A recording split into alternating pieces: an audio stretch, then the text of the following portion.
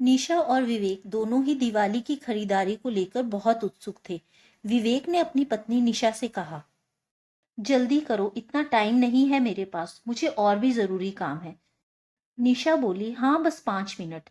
तभी बाहर बरामदे में बैठी माँ पर उनके बेटे विवेक की नजर पड़ गई।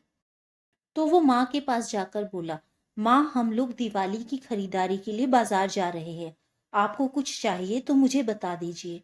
माँ ने कहा, मुझे कुछ नहीं चाहिए बेटा।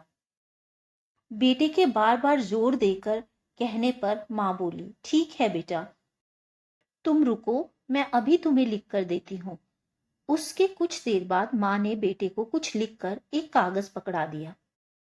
विवेक गाड़ी ड्राइव करते हुए निशा से बोला, निशा माँ को भी कुछ चाहिए था पर बोल नहीं रही थी, मेरी जिद करने पर लिस्ट बना कर दी है। निशा ने जवाब दिया, अच्छा ठीक है, पर पहले मैं अपना जरूरी सामान खरीदूंगी, बाद में आप अपनी माँ की लिस्ट देखते रहना। और दोनों बाजार पहुंच गए। पूरी खरीदारी करने के बाद निशा बोली, अब मैं बहुत थक गई हूँ, मैं यहाँ बैठकर कॉफी पी लेती हूँ, तब तक आप अपनी माँ का सामान उनका लिस्ट देखकर खरीद लो। माँ ने इसमें क्या मंगाया है मुझे भी बताना।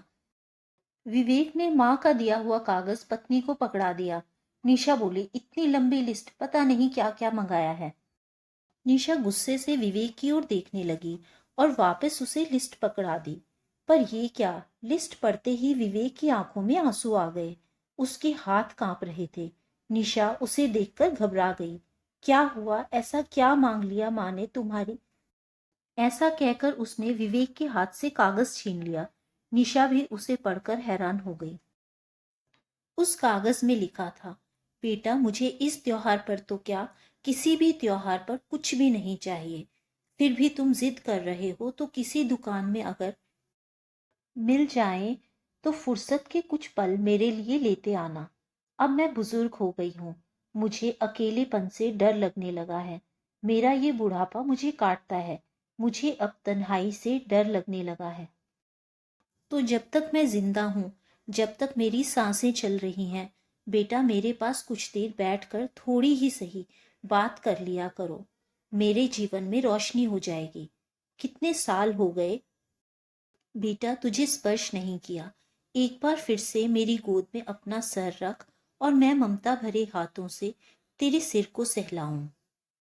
एक बार मेरे अपनों को करीब पाकर उसके बाद मैं मुस्कुराकर मर सकूंगी।